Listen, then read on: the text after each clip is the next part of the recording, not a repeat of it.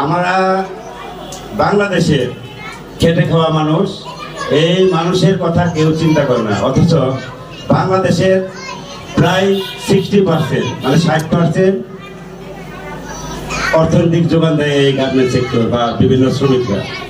আজ আমরা এই শ্রমিক অবহেলিত মানুষ, এই অবহেলিত জাতিরা থাকি, যাদের অত্যাধুনিক যন্ত্রপাতি ও আধুনিক চিকিৎসা সেবা নিয়ে পপুলার ডেন্টাল কেয়ার এখন আপনার শহর বেলকুচির মুকুন্দগাতিতে। আমাদের ঠিকানা মুকুন্দগাতি বাজার, গার্লস স্কুলের সামনে, তালুকদার মার্কেটের 2য় তলা, বেলকুচি, সিরাজগঞ্জ। কষ্টের বিনিময়ে আজকে আমাদের এই মহান মে দিবসের অঙ্গীকার হোক এটাই যে যাদের ঘামে আমরা আজকে চলি, গাড়ি বাড়ি হয়, সবকিছু হয়, তাদেরকে শুধু আমরা একটু সম্মানের চোখে দিই। জেলা এই আন্তর্জাতিক মে দিবসের যে কমিটি বৃন্দ আছেন, তার সেক্রেটারি রফিক দেওয়ান বলে গেছেন কিভাবে এই আন্তর্জাতিক মে দিবস আমরা পালন করে আসছি। নয়, দীর্ঘদিন যাবৎ এই রফিক দেওয়ান এটার সাথে সম্পৃক্ত আছেন, অনুষ্ঠান করে যাচ্ছেন, পরিশ্রম করে যাচ্ছেন। আমি তার জন্য উত্তরোত্তর শুভকামনা করি, যাতে এই অনুষ্ঠানগুলা উনি আমাদের মাঝে যেভাবে উদ্বুদ্ধ করে, যেভাবে পরিশ্রম করে। এই আন্দোলনটা শুরু হয়, ওই আন্দোলনে অনেক লোক মারা গেছে, সেই মারা যাওয়ার কারণে সারা বিশ্ব এই আন্দোলনটা শুরু হয়েছে।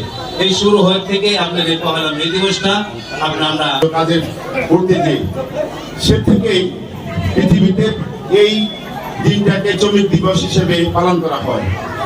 আমি শুধু আজকে এই শ্রমিক ভাইদের বোনদের বলবো, বিশেষ করে তারা রক্ত ঝরিয়ে যে কাজ করে সেই কাজের মূল্যায়নটা যেন পায়, এবং পাশাপাশি যারা মালিক পক্ষ আছে সেই ধান জড়ানোর আগেই সেই শ্রমিক কারখানা রয়েছে, কারখানাটা যদি এখন এক অংশ বন্ধ বিভিন্ন জটিলতার কারণে, এটা বর্তমান যে সরকার, এই সরকার পদক্ষেপ নিতেছে, যদি তারা সুন্দরভাবে পদক্ষেপ নেয় শিল্প কারখানাগুলি উৎপাদন বৃদ্ধির জন্য বা চালু করার জন্য বন্ধ কারখানাগুলো, তাহলে আরো হাজার হাজার শ্রমিকের কর্মসংস্থান হবে।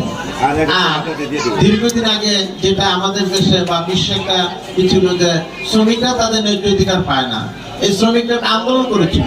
সেই আন্দোলনটাই ছিল যে আমাদের 8 ঘন্টা কাজ করতে হবে, আমাদের ন্যায্য অধিকার দিতে হবে, আমরা যে শ্রম মেধা দেয় সেটা আমাদের টাকা দিতে হবে। এই সমস্ত দাবি দেওয়া নিয়ে তাদের জীবনের বিনিময়ে আজকে কিন্তু মহান মে দিবস, শ্রমিক দিবস।